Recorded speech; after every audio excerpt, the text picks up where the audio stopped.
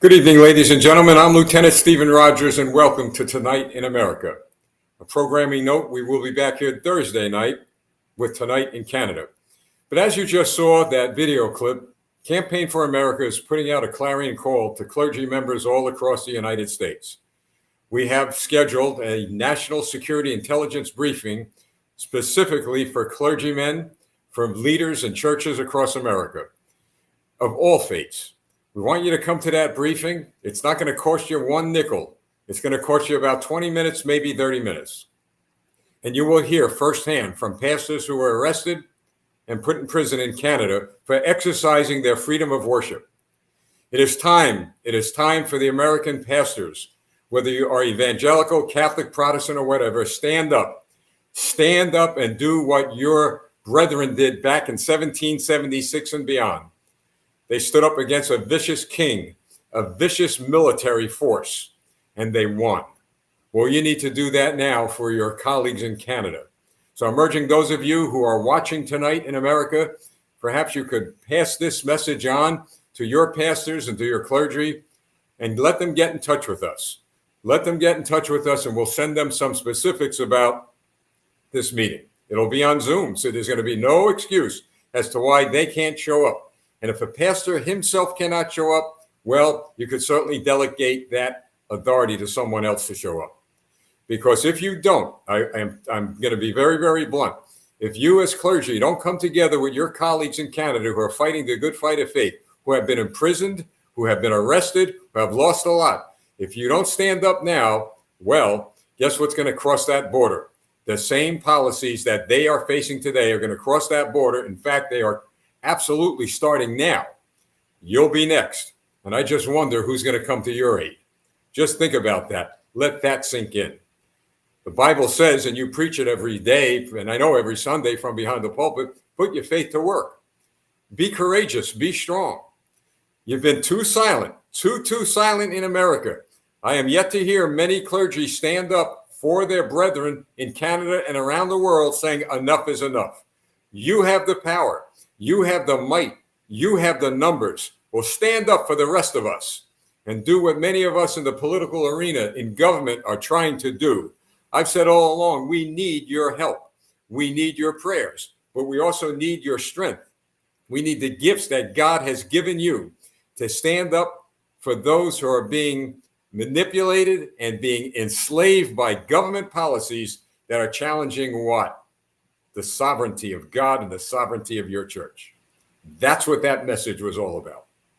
Now, let me start off tonight, ladies and gentlemen, with a couple of more things. Number one, there are two Canadian people, a lovely couple, who made a contribution to Campaign for America, and they instructed me to let you know that if you are on a pension, if you're in financial straits and you want to obtain 22 Detours Plus One, that PDF book manuscript that we can send to you, well, you can have it for absolutely free. It's paid for by them.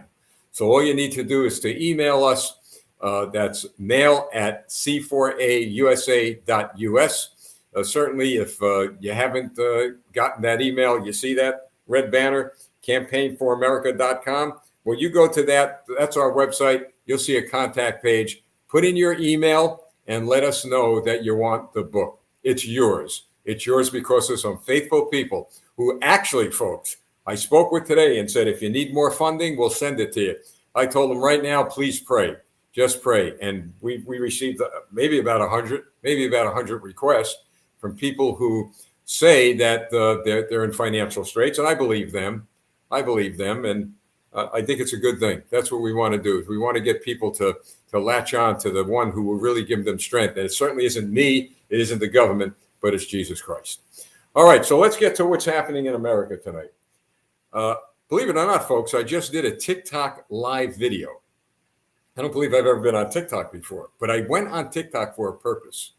And that purpose was to speak to young Americans. I know they're all over the place on TikTok. They're looking at the most craziest, wildest things on TikTok. But I figure, well, maybe some of them are watching what we're doing here in Campaign for America. I know hundreds of them have been working with campaigns across the country. I've spoken to hundreds of them over the years, maybe 1,000 or so over the years. But they need to understand that there's something very bad going on, very, very bad, that's going to affect them if we as adults, if we as their guardians, if you will, and I mean by guardians, guardians of public policy, guardians of government policy, don't begin to take very, very aggressive and very, very assertive action with regard to the Biden administration's policies in reference to the war in Ukraine. Now, I've explained over and over again, and I explained to the young people tonight on TikTok, to do a little research, look at a little history about my generation. Back in the 1960s, well, we were in high school, we were in college, we were just enjoying ourselves, waiting for school to end so we could go on vacation, so we could enjoy ourselves, get a job, and move into the world, go to college or whatever. Well, the 60s and 70s didn't bring us to college, didn't bring us to the vocations that many of us obtained, didn't bring us to the vacation spots we dreamed of. It brought many of those who have served in the military, many of them, it brought them to a war. It brought to a battle, to a battlefield, to combat in a place called Vietnam. I was in the military. I was in the United States Air Force during the Vietnam War. I never fought in Vietnam, but I was in units back here in the United States at the time, making sure that our men and women fighting in Vietnam got the material they needed to fight that war. And I remember that as the United States, how it got involved in that war, I remember it clearly.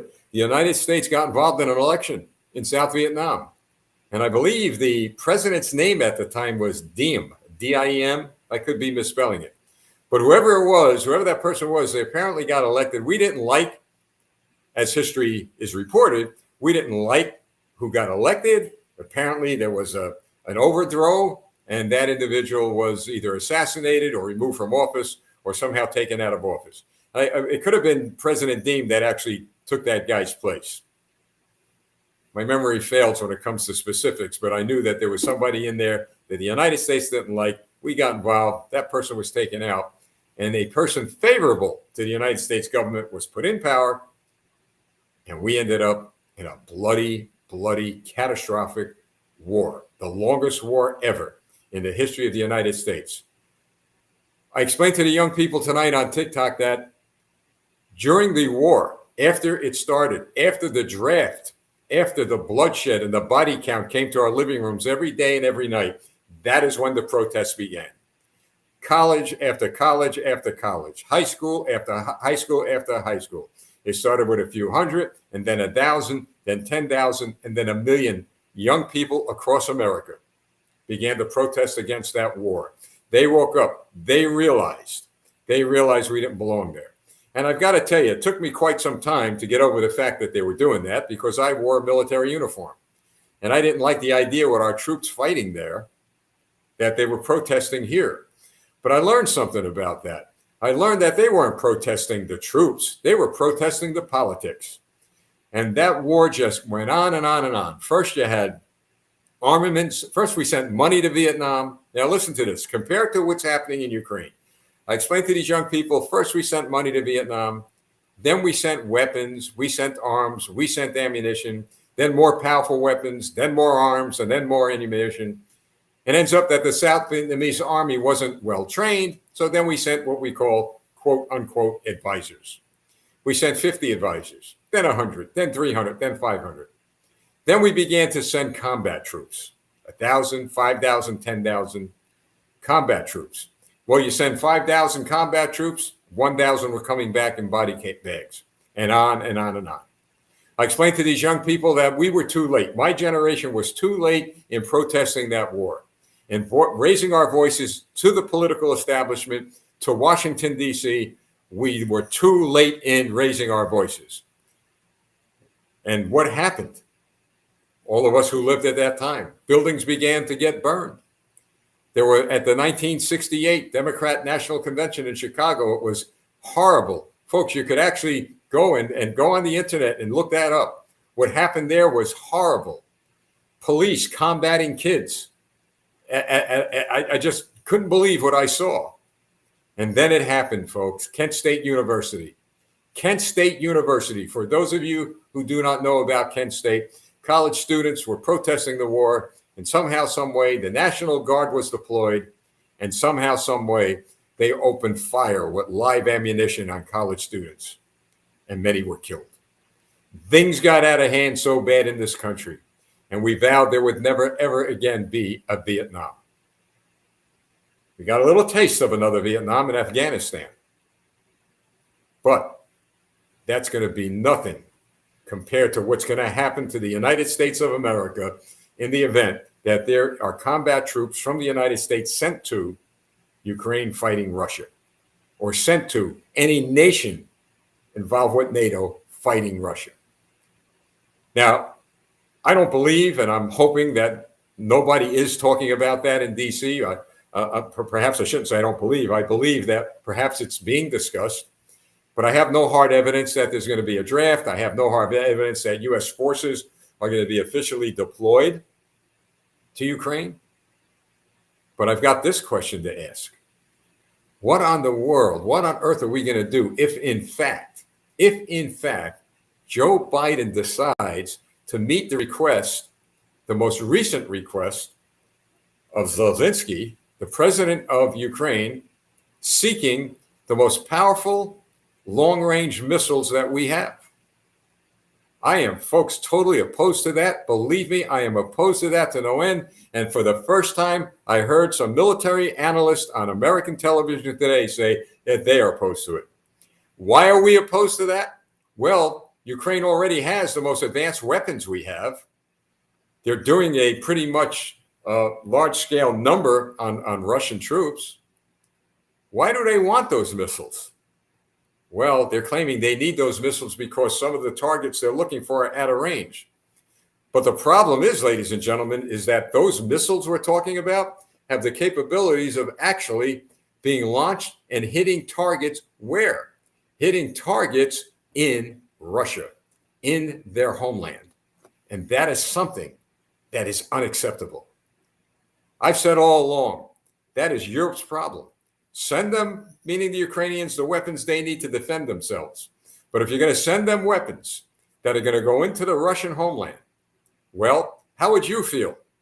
And I'll tell you how I would feel if there were Russian troops in Mexico launching missiles into Texas. Well, that changes the game, doesn't it? So now we've got a situation where the United States has been asked for these very powerful long-range missiles. And the media today reported that there are a lot of people in the U.S. government opposed to that, articulating what I just articulated to you. But Ukraine says, look, we'll be transparent. We'll get you involved in the targeting. You'll know where the missiles are going.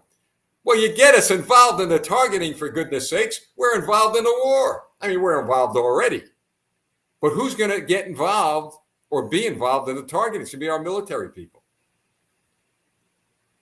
And now we got a situation where we got some nut in Chechnya saying, well, look, you know what?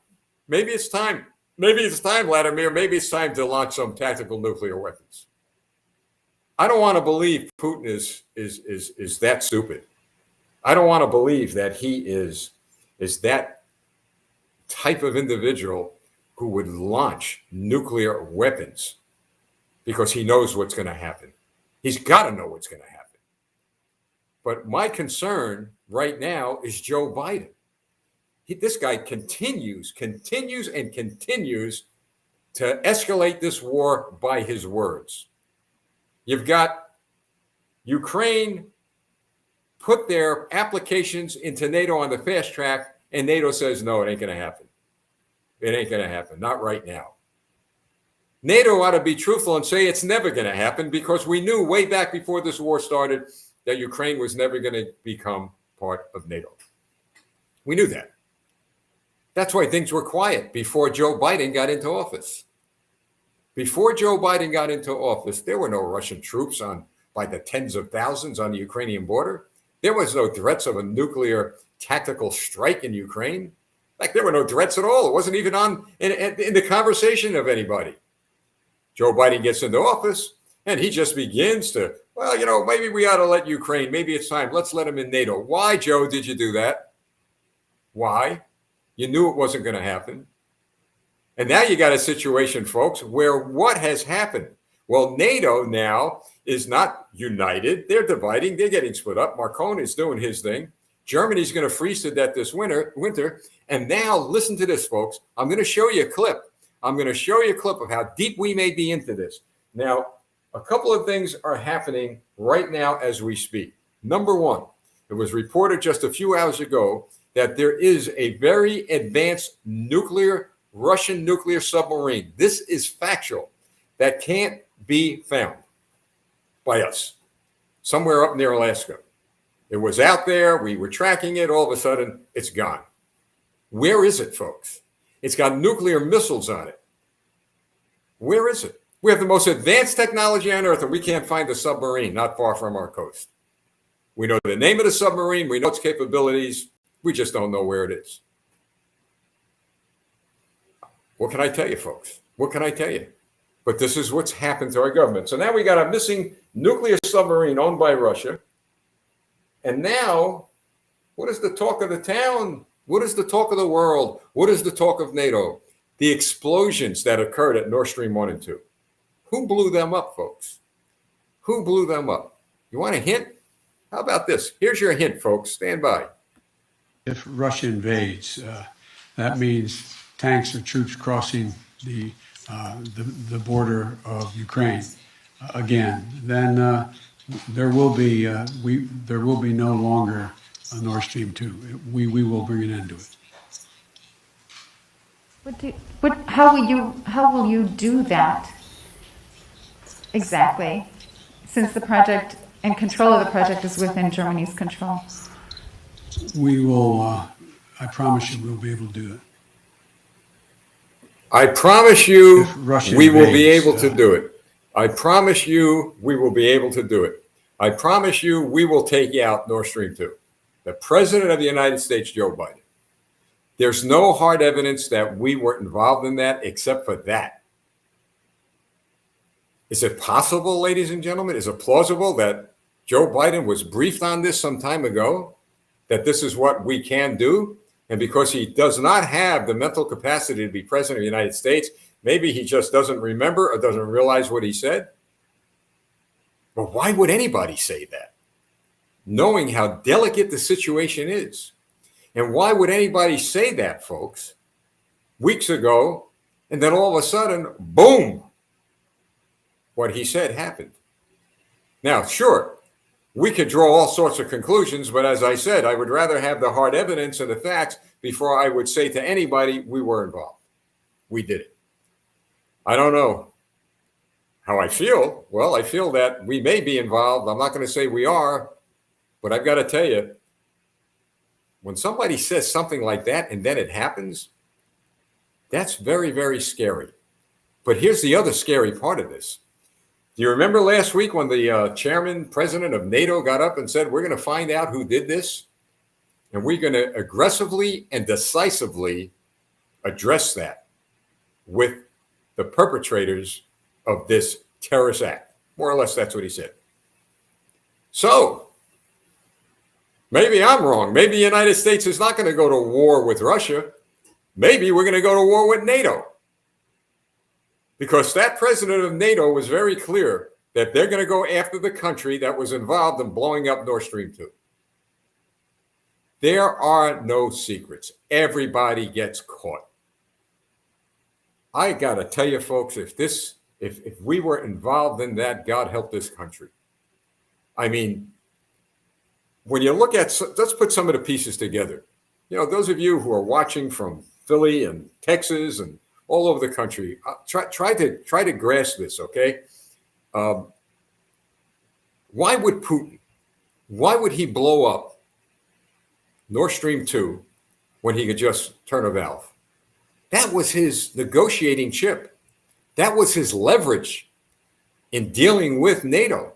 All you got to do is shut it down and not send anything. And they freeze to death. Now it's gone. In fact, the Nord Stream 2, Nord Stream 1, what was coming out of Russia was fueling their economy. That's why it doesn't make sense. You know, Joe Biden blames Vladimir Putin for a shortage of diapers in America, for a shortage of baby food, for a shortage of this, a shortage of that. He has blamed Vladimir Putin for our gas prices going up. He's blaming Putin for everything that's happening on the face of the earth. But Joe Biden needs to look in the mirror, because now the American people are waking up and they're blaming Joe Biden and the Democrat Party of this country. They're the culprits. They're the culprits. I've repeated over and over again, wherever our troops go, I'll back them, I'll fight them, I'll support them. I'll fight for them and support them. But what I will not do, leading up to the time that they're deployed, I will not support any war anywhere on the face of this earth that isn't necessary with regard to the national security of the United States of America. Not going to do that. Just not going to do it. And I'm a career military guy. And there are thousands, tens of thousands who feel the way I do, except they don't speak up. The other sad part, it's a pretty sad part of this whole story, where are the Republicans? Where are the guys and gals running for office? You're telling us how bad the other guy is. Well, we know they're bad, but tell us, what are you going to do for the American people? What are you going to do to keep us out of this war? I know some of you candidates are watching. What are you going to do to keep us out of a war? Because there's a possibility that between now and November 8th, we may be in a war. No telling what this president's going to do. And maybe the war won't be with Russia. Don't you think President Xi scratching his head, kind of licking his lips here, thinking, boy, I'll tell you, we may want to go into Taiwan now. And on top of that, listen to this, folks. We got a situation here where many of our heroes, our military heroes, right now, as you and I speak, are saving lives in Florida. They are rescuing people, their pets, people who were trapped in Florida. And President Joe Biden called some of them yesterday and today and thanked them. And then after Joe Biden hung up, apparently they were notified maybe a day or two later, maybe today, that they're going to be terminated. They're going to be discharged. They're going to be kicked out of the military. Why? Think about this. Because they didn't get a vaccination. We don't have enough troops in the United States military now to fight any type of war, and our president and the United States military are kicking them out. Kicking them out because they're not vaccinated. Our special operations forces are being decimated. Yeah, I understand the United States Air Force has such a shortage of pilots that they're just grounding aircraft. Think about that one. And so all over the vaccine. Now, here's something else that the Army's doing. And I'm going to read it to you. The U.S. Army is subjecting unvaccinated soldiers to punishments, including prohibiting off-base travel, halting promotions, and enforcing involuntary terminations from the service, which active duty service members claim is a strategy to pressure them to abandon what? Listen to this one. To abandon their deeply held religious beliefs. The United States Army has declared war on freedom of religion. And maybe other services will follow. According to the Army's statistics, 4,664 active duty soldiers requested religious exemptions to the vaccine, but only 44 were granted. And it takes up to 11 months, maybe a year, for the Army to process these religious exemption forms. It's a war. It's a war on religious freedom in the United States Army. And now, folks, what they're doing is they're making sure that, when they review your application, get a load of this. When they review your application, they will determine whether you're really worshiping God. That's what the policies are. They want to see if it's a real thing. They want to know that if you are actually going to worship God, and if you are sincere about your religious beliefs. Here it says here that the policy will include measuring their faith, meaning the soldiers, and to see if their faith is insincere. If it's insincere. Army is controlling government control over our lives, folks. I've got to tell you, it's absolutely incredible. But all this is coming at a time when we are going to end up possibly in a catastrophic war. All this is going on right now, as you and I speak. And you know what? I haven't heard much of it on the news. I see all the name calling between politicians, raising millions and millions of dollars to get elected, but not raising their voices, not raising the alarm. This is why I wish at times, I told my wife, I said, boy, I tell you, I said to her, I ran for office a few times. I won, I was elected and made a lot of changes. And now I say to her how I wish I was maybe doing that again. Maybe just to run and to win and to force these policies that need to be brought to the American people down their throats. But there's other people in office. But we have a lot of power, and we have a lot of might, and we have a lot of influence because of you. Look at the changes coming in this country in 8 weeks. Look at the changes coming to Canada. They're coming. A lot of them are slow, but they're sure. Look at the changes that are coming across the globe. By the way, did Joe Biden and Justin Trudeau at all, and I don't know the answer to this question, maybe some of you in the chat room can answer this, did they congratulate the conservative prime minister, the new conservative prime minister of Italy? I didn't read anywhere where they did. Interesting, isn't it? Well, maybe they want to think about congratulating her, but they probably won't because she's a conservative. So now you got a situation in America where you hope that when the United States Congress and Senate is taken over by Republicans, immediately there'll be articles of impeachment. Immediately. And if they can't do that, how about the 25th Amendment? And let's say impeachment and the 25th Amendment work. Look who you have taken Biden's place. The vice president who actually commended the United States alliance with North Korea. You can't make this stuff up. Vice President Harris is at the demilitarized zone making a speech kind of saying, well, you know what we're going to do is make sure that we stand by North Korea, the Republic of North Korea, she said, and defend them against aggression. They're our enemies. Who does this stuff? But this is the problem we're facing. Biden goes, she comes in. So you've got to make that a married couple, and they've got to be granted a divorce from the United States government. They're just incompetent, folks. So now we go on to the Secretary of State. Boy, this administration's incredible. The Secretary of State of the United States, Anthony Blinken. What does he do? Like I said, you can't make this stuff up. What does he do this week? He actually congratulates the Chinese Communist Party. I mean, it was advertised as he congratulated the people of China, celebrating the People's Republic of China National Day. He congratulated the people in China who were celebrating at gunpoint with a gun to their heads, with armed guards with machine guns, whips, chains in Beijing, watching every move, congratulating the people celebrating the Chinese Communist Party's National Day. Get a load of that, folks. Get a load of that. That's from the Secretary of the State of the United States of America. Congratulating them. So there's our foreign policy right now, but, I'm the internal optimist. There's light at the end of the tunnel. All of these characters are going to be removed from office by the electorate very soon. That's the good news. There is light at the end of the tunnel. There are people all over the United States now gathering, now finally waking up.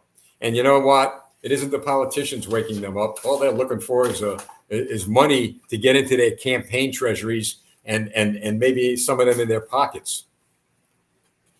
But America's waking up because of the soccer moms, because of the soccer dads, because of the coaches, the ones that are out in the field, the ones that are at their schools, the ones that are paying the bills. That's who's waking up America. And you are helping wake up America, wake up Canada, wake up the entire planet, for goodness sakes, to what's going on. Then we have the Democrats who are now promoting what they call community schools. And in these community schools, they have laced the educational curriculum with critical race theory. Critical race theory being fought against in every school district in this country.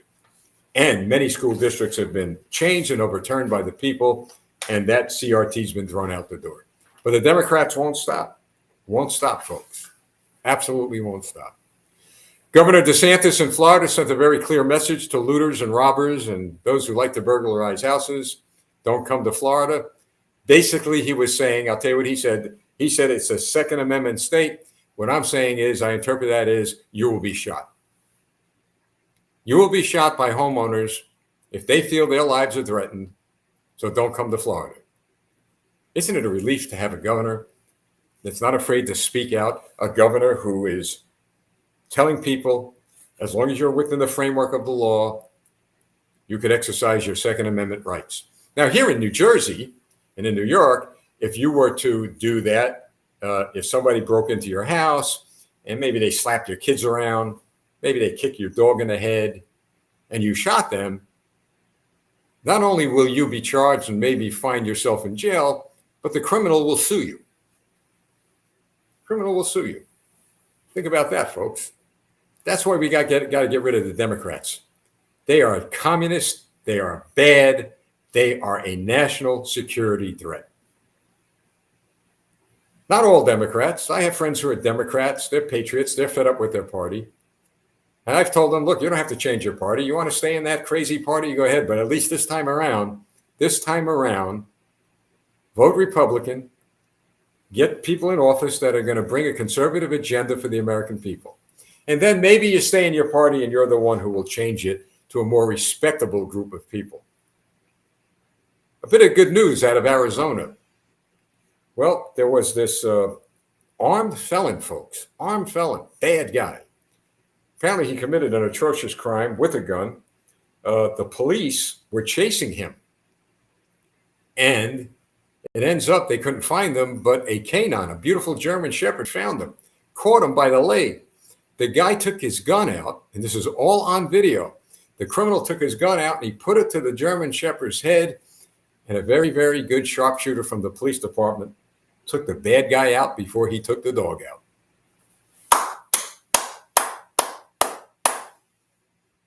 Now, of course, the liberals and others are saying, that's wrong, excessive force, nobody was threatened. Well, in the United States of America, what these liberals need to understand is that a military dog and a police dog are military personnel and police officers. That's exactly the truth. You kill a police dog, you kill a cop. You kill a canine unit in the U.S. military, you killed an American soldier or Marine or airman or sailor.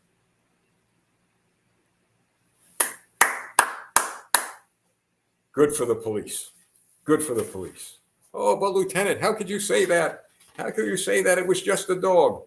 Well, I got news for you. I have a German Shepherd. He's well-trained. And, you know, I've shared with people in this state and other states, well, you know, you get a gun and you're going to get in trouble, even if you're the good guy with the gun. And so people won't get guns. Buy a German Shepherd or a Doberman Pinscher. Train them to kill. I'm telling you, folks, train them to kill. And I'm not saying that you should go out and because your dog is trained to kill, you should use your dog indiscriminately to kill anybody. I'm not saying that. These dogs are well trained on command, just like my guy is. Anybody that tries to accost you, anybody that goes even near you, all you got to do is say the word. Just say the word. And I believe that the good thing about this is that your dog in the United States of America doesn't have to worry about giving the criminal his or her rights. You see, the police in this country, you arrest somebody, they'll smack you around, these bad guys. In fact, they'll kill somebody. And before you question them, you got to tell them they have the right to remain silent. Anything they say will be used against them in a court of law, and you're entitled to a lawyer. But the neat thing about a dog is, well, that dog has that criminal's legs or his arms or has him by the neck. that criminal isn't going to hear his rights, is he? Of course, until the cop takes the dog off. And then maybe if there's anything left of the criminal, he or she will be given their rights. Wow, Lieutenant. Wow. We never saw this side of you. Well, that's the side of me because that's the side I think that most people want to articulate. They feel that way. We've had it with crime. We've had it with criminals running the streets. In fact, let me add this. We've had it with the criminals not only out on the streets, but we've had it with the criminals in the United States Congress, in the United States Senate, in the White House, all over the country. Politicians who look out more for their political careers than for the people, in my view, are criminals. And we've got a lot of good ones there, and they need our support. They need our prayers, and they need our support. So I ask you folks, after going through this broadcast, you think anybody would ever want to vote for me if I ran? And if I ran, don't you think, boom. Maybe we're in a position right now where we should be, where God wants us. Because we're able to do what we've got to do, what we want to say, what we should say. And nobody can say, well, you know, he or she, whoever speaks like that, they're only looking for votes. No, I'm only looking for one person to approve of what I'm doing. And that's him. And that's God Almighty. I just want him to approve what I'm doing. You think when Peter, Mark, John, Paul, the rest of them guys, David, and even Jesus, you think they talked pretty tough at their time? I know Jesus did. Remember, he went into that temple. He got so fed up with those guys, he threw the tables over and said, get out of my house. Get out. You don't belong here. And did he not tell the Pharisees, the Sanhedrin, and all those tough guys in the governments back then? Man, did he tell them? My point is, when he spoke, when the disciples spoke, when all those people back there who heard his voice and the voice of the people who God anointed to follow him, when they spoke, the enemy shook in their shoes. They may not have shown it publicly, but they did shake in their shoes. And you know what the proof is? They hunted Christ down, they hunted the disciples down, and they crucified and executed all of them. Now, thankfully today, governments can't do that to people, although the communists do. But here in the United States and here in Canada and in other freedom-loving countries where there are laws that people do obey and must obey, they attack us through other means. Maybe attack one's character. Canada, they freeze your bank account. In America, they call you all kinds of names, trying to let people think that you've lost your mind. They assassinate your character. But at the end of the day, they lose and we win. And I've said that all along. So, folks, here's what we've got to do. We look at all the darkness. That's what I like about our broadcast, and I'll begin to wrap it up. I went through a very dark chapter in American history right here, and it's still unfolding. But there is a bright chapter in American history. As I shared with the Canadian people, there is a bright chapter in Canadian history. And you know who the author of those chapters are in Canada and in the United States? You and me. We're writing history right now. We're writing history. You'd think any one of those members of Parliament or of Congress or any elected official or candidate viewing tonight, especially if they're Democrats, you think they're happy over what I said tonight? Don't you think somebody's going to say, oh, he said that they should get German Shepherds to kill people? Why not? Why not train them to kill? Why not? Why not train your dog to take somebody down if they are going to attempt to kill you? You see, that's my point.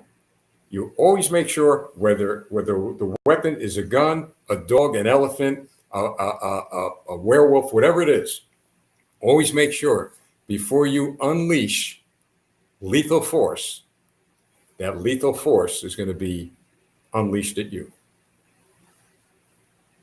Always do that and you're safe. But because of the situation with the craze over guns in this country, buy a dog.